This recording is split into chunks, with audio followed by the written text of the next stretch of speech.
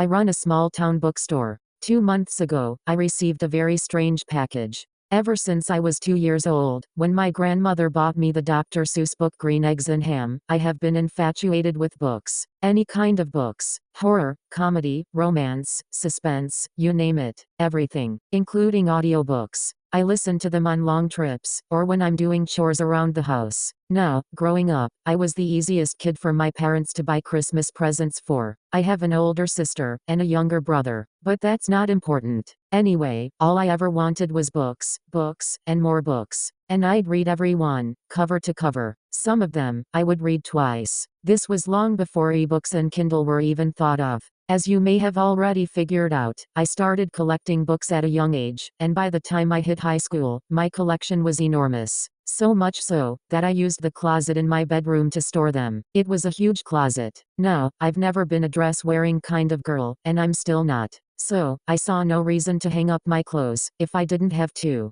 I would just fold my jeans, my t-shirts, and my hoodies, and put them in the dresser, along with my socks and undergarments. Any dresses that I did have, I kept in my sister's closet, in exchange for not telling mom when she snuck out late at night to meet her greasy boyfriend, who later became her greasy husband. The two of them moved to Wisconsin of all places, and are still together, as far as I know. Anyway, I talked my dad into building shelving units in the closet, for me to put my books on. They were floor to ceiling high, with 7 or 8 shelves on them, and surrounded the entire closet. When I put all my books in there, it was about halfway full. By the time I started college, it was completely full, and then some. But, more on that later. Now, of course, I separated them into genres, like I mentioned earlier. All of my books were in there, including my Patricia Cornwell hardback books. She's my favorite author. She writes the Scarpetta series, among many other standalone novels. I have every book in the series, upstairs in my apartment.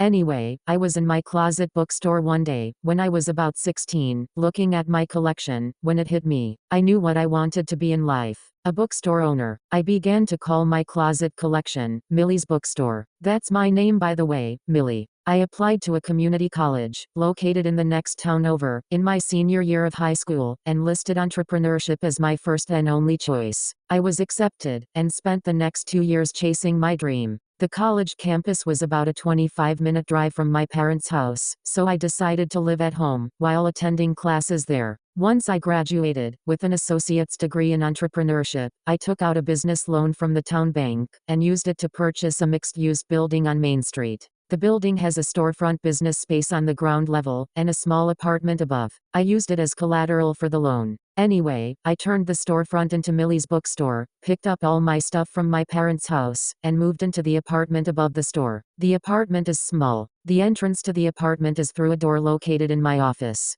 When you open the door, there's a light switch on your left, for the staircase light, since it's dark as hell in there without it, as well as a light switch at the top of the stairs, in case you need to turn the light off or on. Anyway, if you walk up the enclosed wooden staircase, it leads you to another door, which is the front door of the apartment. When you open that door, you are immediately in the living room area. A small kitchen sits to your left, a short hallway sits to your right, leading to a small bedroom on the left, which I now use to store my personal book collection. A full bathroom on your right, and a master bedroom at the end of the hall, with a fire escape going from the bedroom window down to the ground. That's my room. Anyway, with the remaining money, I obtained a business license, purchased many bookshelves, lighting fixtures, and a small couch with a couple chairs and a few tables, so I could make a sitting area in there. I had the electric turned on, as well as the water, and the cable. I also contacted a couple book suppliers, and publishing companies, and began my inventory. Hardbacks and paperbacks, by many different authors, some I never even heard of. I started to sell magazines, newspapers, and things of that sort as well. I hired a young girl named Donna, to help set up the store, and to cover the evening shifts, from 3 till 9, 6 days a week. We are closed on Sundays. Donna was short, about 5'3", a little chunky, with dark black hair and glasses. She reminded me of Velma from Scooby-Doo. Anyway, it was rough in the beginning, barely breaking even, then business just shot through the roof. Being it's such a small town, and the only bookstore in it, I figured people didn't want to wait 4 to 6 weeks for their books to be delivered in the mail, when they could come here and pick it up right then and there, or order it, and it would arrive the next business day, usually. I actually began to make real money. Business was going great. Well, it was. About 2 months ago, I received a package in the mail, I assume. Actually, I'm not sure how it got here. I never figured that out. Anyway, it was a Friday morning. I left my apartment, turned the staircase light on, and walked down the stairs at about 7:30 in the morning. The store opens at 8. I unlocked the door, and walked inside the store, turning the light off in the staircase. I turned off the alarm, flipped on the light switches just inside the door, locked the door behind me, got some money out of the safe, and went to put it in the register. I walked out of my office, and over to the sales counter. I was about to hit the no sale button on the register, when something caught my eye. I didn't even notice it at first. It was a medium-sized rectangular package, wrapped in paper bag-like wrapping, sitting on the counter next to the register. I hit the no sale button, the drawer opened, I put the money in the drawer, closed it, then stepped to my right to get a better look at the package. It was addressed to me personally. The words were written crudely, like a first grader, or a completely terrified person wrote them. In the same crude writing was the store address written below my name, with no return address at all. Where did this come from? I thought. The mail doesn't run this early, how did it even get in here? The door was locked, and the alarm was on. Maybe Donna left it last night when she closed. I called Donna, and asked her if she left it there, and if so, what was it? She swore up and down that she had no idea what I was talking about, but was very intrigued, just like I was. She asked if she could come in and check it out with me. I agreed, then hung up the phone. If she didn't do it, then who did? I thought to myself. Did someone break in? Are they still here? At that point, I decided to have a DVR closed caption surveillance system installed, and I did. Anyway, by this time, it was time to open the store. I decided to leave the store closed and called the police. I told them what happened, and asked if they could send someone by to do a walkthrough, to make sure there was no one here. Reggie, the town sheriff, and a female officer, showed up shortly after. I unlocked the front door to let them in. They did a walkthrough, including my apartment, and found no one on the premises. I then unlocked the door, so the officers could leave, just as Donna was arriving. Donna and I said our greetings to each other, as I locked the door behind the officers. I then turned in the direction of the sales counter. There it is, I said. Donna's eyes grew big, her mouth opened wide, as she walked toward the counter. I followed. What do you think it is? She asked, walking around the backside of the counter, staring at it. I don't know. Some books maybe, I replied, from the front of the counter. And it just showed up here, she asked. I assume so, I replied. Let's open it up, she said smiling. I then walked around the back of the counter, and began to carefully remove the tape that was holding the wrapping together. Just tear it open, Donna said excitedly. No, I replied. I may be able to use this wrapping paper again. Donna just scoffed. I carefully removed all the tape, and folded the paper back, exposing its contents. It was a rectangular-shaped wooden box. The box had 2 hinges on the backside, like a trunk. It was old and weathered, but completely intact. It had really strange writings, and even stranger symbols on it. The writings reminded me of a Led Zeppelin album. Anyway, whoa. This is creepy, but cool as hell, Donna said, as she reached over and quickly opened the box. A large gust of wind then came out of nowhere. Now that I think about it, I think it came from the box. Anyway, the wind blew so hard that it threw both of us back against the wall, knocking Donna's glasses completely off her face. What the hell was that? Donna asked in shock. I don't know. Maybe the air conditioning kicking on, I answered dismissively. Donna then bent over, picked up her glasses, and put them back on, as I stared at what was inside the box. Enclosed in bright purple padding, was a book, a very strange book. The cover appeared to be old leather, with no writing on it. No title, no author, nothing. I gently removed it from the box, as Donna looked on. Now, the material covering the book did look like leather, but it was not a kind of leather that I had ever felt before. It was smooth, and very cold. Anyway, open it, Donna said. I then randomly chose a place in the book, and opened it. There was nothing on the pages, just blank yellowish white paper. I then began flipping through all the pages, and it was the same thing. No words, no illustrations, nothing, just blank pages. Suddenly, I heard the sound of repeated tapping on the front window. I looked up to see Mrs. Jacobson gently tapping her car key on the front window to get my attention. She waved to me, and then pointed at the front door. I quickly closed the book, put it back in the box, closed the box, covered it with the paper, told Donna to go ahead and open the store, picked up the box, and carried it back to my office. I sat it on the desk, and went back to the sales floor. Thanks, Millie. I'll be back at 3, Donna said, opening the door, and shutting it behind her. I waved. "Oh Millie, is everything all right dear?" Mrs. Jacobson asked. "Yes ma'am. We were just reviewing a new shipment of books and lost track of time, that's all. How can I help you today?" I answered.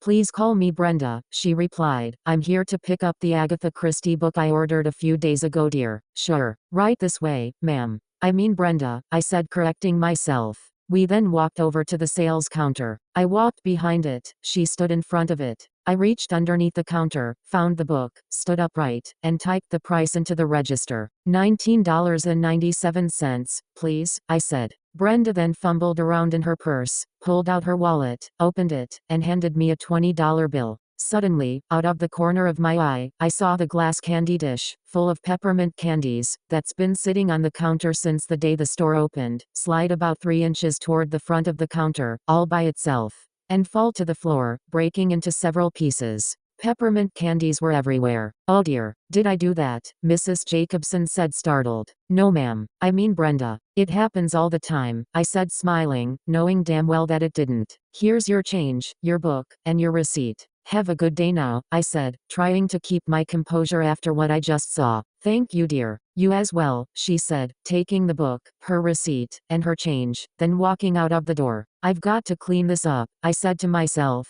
as I turned around, grabbed the broom and dustpan, and walked around the front of the counter, and the spill was gone. No pieces of broken glass, no scattered peppermint candies, nothing. What? I mumbled to myself. I know it fell, I saw it. Mrs. Jacobson did too. I then looked at the counter, and there it was, the glass candy dish, sitting where it always has, full of peppermint candies. Okay, I'm definitely cutting back on coffee. I'm starting to see things, I told myself, as I put the broom and dustpan back behind the counter, and walked to my office, to get a bottle of water from the mini fridge I keep in there. I walked in, hit the light switch, only to discover that old leather book sitting on my desk, wide open, and out of the box. The box and wrapping were sitting neatly on the floor next to the desk. I know I put that whole thing on my desk. What the hell is going on here, I thought, as I picked up the book, closed it, again, put it in the box, again, and put the whole thing on top of the file cabinet in the corner. Nothing else strange happened that day, or the next. The book and the box stayed right where I put them. But, a few days after the candy bowl incident, the technician came to put in the DVR system. That's when things got really weird. It was a Sunday. I had to pay extra for the technician to come out, being it was the weekend and all. But, anyway, he arrived about 8:30 in the morning. I was already downstairs in the store waiting for him. I unlocked the door, he entered the store, and I locked the door behind him. He was a good-looking man, mid-30s, beautiful blue eyes, with jet black hair. He had a rugged Marlboro man look to him. I swear, if I was 10 years younger, I would have gave him my phone number. Anyway, we greeted each other. "His name is Gary by the way." Then he began to look around. I told him exactly where I wanted the cameras. One on the sales counter, focusing on the register. One in my office, focusing on the safe behind my desk. One in the sitting area. One on the front door. And one on either end of the 2 aisles, totaling 8 cameras in all. He said he would throw in an extra camera, at no charge, since I was paying extra for him to come on Sunday. I decided to put that camera at the top of the staircase.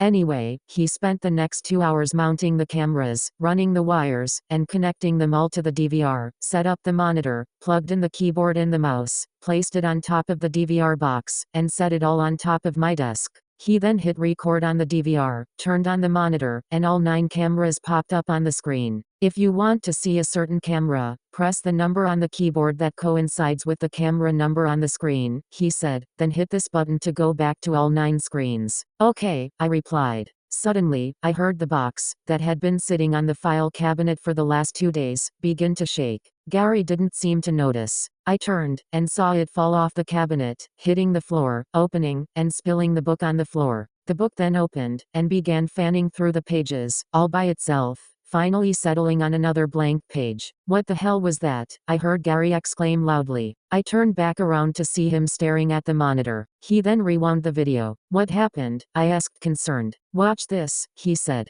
He then hit a button on the keyboard, and a full shot of camera 3 popped on the screen, the sitting area camera. He then moved the mouse to the play button on the monitor, and left-clicked it. The video began to play. Suddenly, a patch of thick white fog began to appear at the top of the screen, which quickly consumed the entire screen. Then, for a fraction of a second, a face, that kind of looked like Gary, could be seen in the fog, which disappeared as the fog withdrew back through the top of the screen. Then the camera moved slightly to the left, all by itself. I don't know what kind of shit you got going on here, lady, and I don't want to know. You can figure this shit out yourself. I'm out of here, he said, completely terrified. He then grabbed his tool belt and ran out of the office. I pressed 4 on the keyboard, and the front door camera popped up full screen. I watched as he ran to the door, fumbled with the lock, turned his head back toward the store and screamed. I could hear it in my office. I don't know what he was screaming at. I didn't see anything on the cameras. Anyway, he then forcefully pushed the door open and ran down the sidewalk.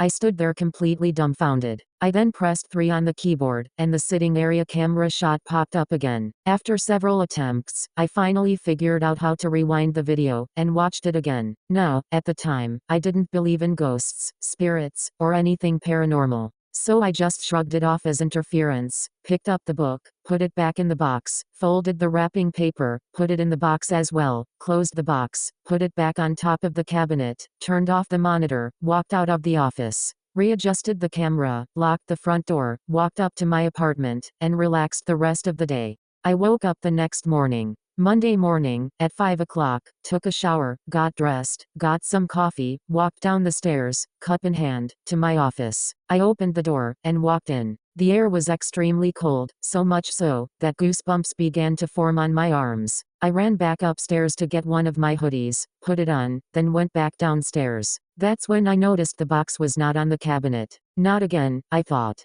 I then turned on the monitor, only to discover it sitting on the table in the sitting area. Screw it, I said to myself, leave it there for now. I reviewed the footage from the time I walked up to my apartment until right then, fast forwarding it of course. The only thing that happened was at 3:12 a.m. according to the timestamp. The box was on the cabinet at that point. Anyway, the light in the staircase turned on for 3 seconds, then went off.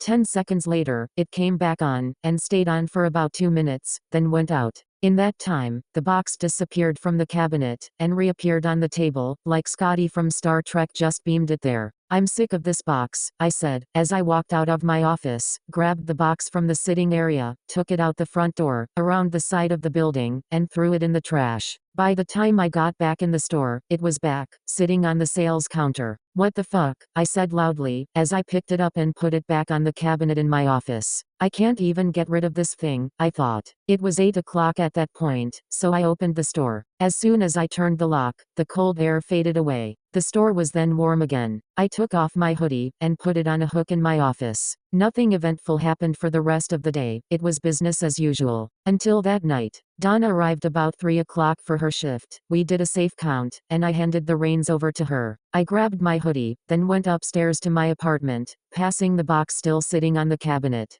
I walked through the front door, into the kitchen, put on a pot of coffee, and microwaved a Lean Cuisine TV dinner. I might be in my late 40s, but I try and look as good as possible. Anyway, I then went to my bedroom to get out of my clothes, and put on something more comfortable. I decided on my I Love Puppies nightgown, and my pink fuzzy bunny slippers. Anyway, I walked in, turned on the light, and just for a second, I could have sworn I saw that old leather book sitting on my nightstand. I blinked my eyes a couple times, only to realize that I was wrong. It was some old paperback that I picked up at the dollar store, that I had been reading the night before, while laying in bed. Anyway, I got changed, then heard the microwave timer dinged. I walked out of my bedroom, and began walking down the hall. Just as I passed the bedroom where I keep my books, out of the corner of my eye, I thought I saw another me, standing in the center of the room, wearing the same nightgown, and the same fuzzy slippers. The only difference was that me had no face. I stopped in shock, and did a double take, and nothing was there. What the hell, I said. I then decided not to have any coffee, as I was starting to see things again. I walked to the kitchen, grabbed the TV dinner, and a fork from the drawer, sat down on the couch, turned on the TV, and began to watch a rerun marathon of Rizzoli and Isles, on the Lifetime network. I loved that show. Anyway, after a while, I couldn't resist any longer, and made a cup of coffee. Just as I was putting the last spoonful of sugar in the cup, I heard what sounded like a sonic boom. My entire apartment then began to shake, with a force that I can only describe as that of an earthquake, and every light started flashing. Like a strobe light on steroids. I threw myself back against the table, spilling the coffee, and screamed. Suddenly, my cell phone rang. It was Donna. "Hello," I said in complete terror. "Get down here." "No," she screamed. "Books are flying off the shelves, by themselves. The lights are flashing. That wind is back. The ground is shaking. Something's growling, and there's another fucking me blocking the door. It doesn't have a fucking face." She then screamed, a scream so terrifying I felt it in my bones. I quickly ran to the front door, lights flashing, ground shaking. Going down the stairs in pink fuzzy slippers was not an easy task to say the least, but I did it. I burst through the office door, the wind hitting me directly in the face. I screamed, "Donna! Donna," as the box flew off the cabinet, nearly striking me in the head. It flew out of the office door. I struggled to follow it. It flew through the air, and over to the other Donna at the front door. I screamed when I saw the creature. The box then landed on the ground, on the left side of the other Donna. The real Donna came running over to me, shaking, sweating, and completely terrified. "What's happening?" she screamed, scared out of her mind. "I don't know," I screamed in response, completely terrified. We then held each other. Luckily, we didn't have any customers at the time. Anyway, we watched in absolute horror, as the chairs and the table in the sitting area took flight, and flew past our heads, one after the other, and smashed hard through the two front windows, and landing on the sidewalk outside. Pieces of broken glass lay everywhere. Lights flashing, wind blowing, as the growling continued. We were both scared as hell, but we couldn't look away. The box then slowly opened, all by itself, the wrapping blowing away in the wind. The book then rose from it, and landed directly at the creature Donna's feet. It opened, fanning the pages once again. The creature known as Donna was then, for lack of a better word, sucked headfirst into the book, completely disappearing into it. That is a sight that I never want to see again. Anyway, we both screamed, as seconds later, flames began shooting from the pages of the book, catching the interior of the bookstore on fire, as this huge massive beast rose headfirst from it. We screamed again. In mere seconds, this devilish creature was standing there. It had to be at least 8 feet tall, with blood-red skin. The lower half of its body resembled the back end of a goat, with hooves, hair, and a tail. The upper half resembled that of a very muscular man, with arms, hands, and a head with 2 black horns on either side of it. Its face had 2 big black holes where its eyes should have been. It had no nose, and a mouth that stretched all the way across its face, almost touching its 2 red pointy ears. It raised its left arm toward us, as a ball of fire began to form in its hand. "Upstairs! Get upstairs! Hurry!" I screamed, and started to run for the door in my office, as the creature stepped toward us. Donna close behind me. I got to the door, and turned my head back to see the creature right behind Donna. It began screeching a blood-curdling screech. I opened the door, and began running up the stairs, in slippers no less. The staircase light flashing violently. I heard Donna scream, then a loud thud on the floor. I stopped halfway up the stairs. I turned around to see Donna laying face first at the bottom of the stairs, the ball of fire protruding from her back. I then heard the creature screech again, as Donna's body was dragged backwards through the door. I can't even explain the sound I heard after that. I am so sorry, Donna. Anyway, I then ran up the remaining steps, and through my front door. I could hear the loud knocking of the creature's hooves behind me. I then ran to the coffee table sitting in front of my couch, and grabbed the Bible off of it. I then turned, and did a Hail Mary throw at the front door, just as the creature reached the doorway, and began to raise its arm again. Out of pure luck, the Bible hit the creature right between its dead black eyes. It shrieked the most ear-piercing shriek that I ever heard in my entire life. I covered my ears with my hands and fell to my knees, as blinding rays of bright white light began to shoot from the creature's body. Its body then exploded into a cloud of gray smoke, which was then sucked back down the stairs, through the office, through the store, and back into the book, I assume. I stood up, uncovered my ears, and just stood there completely overwhelmed. My trance was broken, as the smell of smoke filled my nose. This place is on fire. I gotta get out of here, I thought. I quickly ran to my bedroom, over to the window, and tried opening it. It wouldn't budge. I don't have time for this, I said aloud, as I reached for the lamp on my nightstand, and threw it through the glass window. I quickly cleared the remaining pieces of glass from the window, using a hairbrush from my dresser to do so. I climbed out on the fire escape, pulled the pin so the ladder would fall, and carefully climbed down it to the ground below. Again, not an easy task. Fuzzy slippers, remember? Anyway, I quickly ran to the front of the store to see it totally engulfed in flames. I then began to cry. Someone, somewhere, must have called the fire department, as I could hear sirens blaring in the distance. They arrived shortly after, and gave me a blanket to cover up with. I stood there, on the sidewalk across the street from the store, as the fire department attempted to put out the flames. It took them 45 minutes to do so. Once the fire was out, they did a stability check, to make sure the building was stable, and wouldn't fall down on me. When they were done, I got the okay to go inside. I walked inside to see my once beautiful store reduced to nothing but charred remains. As I walked around, looking at all the damage, I tripped over a large piece of wood that once was a bookcase. I looked down to see something underneath it. It looked familiar. No fucking way. It can't be, I said to myself. It took every ounce of strength I had to move that piece of wood. And you'll never guess what I found underneath it. That's right. That fucking rectangular box. Looking just like it did the day I found it on my counter. It wasn't burnt at all. You have got to be kidding me, I said. Curiosity got the better of me, and I opened the lid, just a little, to see that old leather book, enclosed in purple padding, inside of it. I quickly closed the lid. I stood there, amidst all the rubble, completely flabbergasted. My mind then raced back to last Friday, when I found that thing. Crude writing, I thought. Terrified person, I thought. I don't know if it's going to work, but damn it, I'm gonna try, I said. I stumbled through the rubble to my office door. I opened it, expecting to find it destroyed like the rest of the store, but it was not.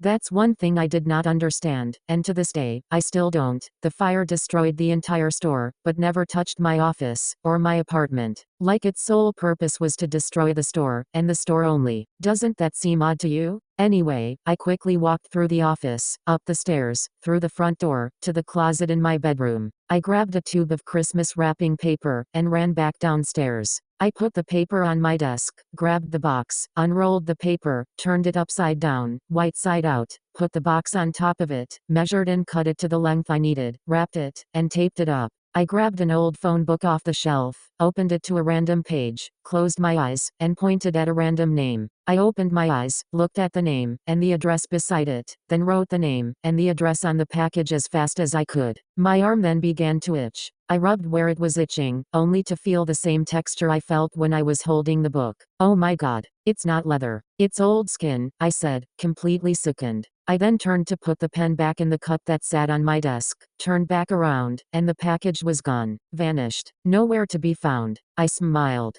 I then sat down at my desk, and reviewed the video footage, and yes, the cameras caught everything. Well, at least until they melted. The creature at the front door, the flying furniture, Donna being dragged out of the staircase, and what happened after. I couldn't watch that part. I'm getting nauseous right now just thinking about it. I turned off the DVR, and I haven't touched it since. Anyway, I neglected to tell the cops about the video, when they took my statement. That's been about 2 months ago. The store is finally ready to reopen. I took the money that I got from the insurance company, and hired the construction company that my brother works for to rebuild the store. He got me a great deal. I also restocked my inventory, and purchased more furniture, and lighting units. I called Gary, and convinced him to come by today, to install more cameras, and show me how to record the entire incident on DVD, because I still can't believe it happened. He did, then had to tend to some errands. He'll be back around 6. The offer of a home-cooked meal goes a long way. Anyway, I had a plaque made in the memory of Donna, with a really good picture of us, and her favorite saying underneath.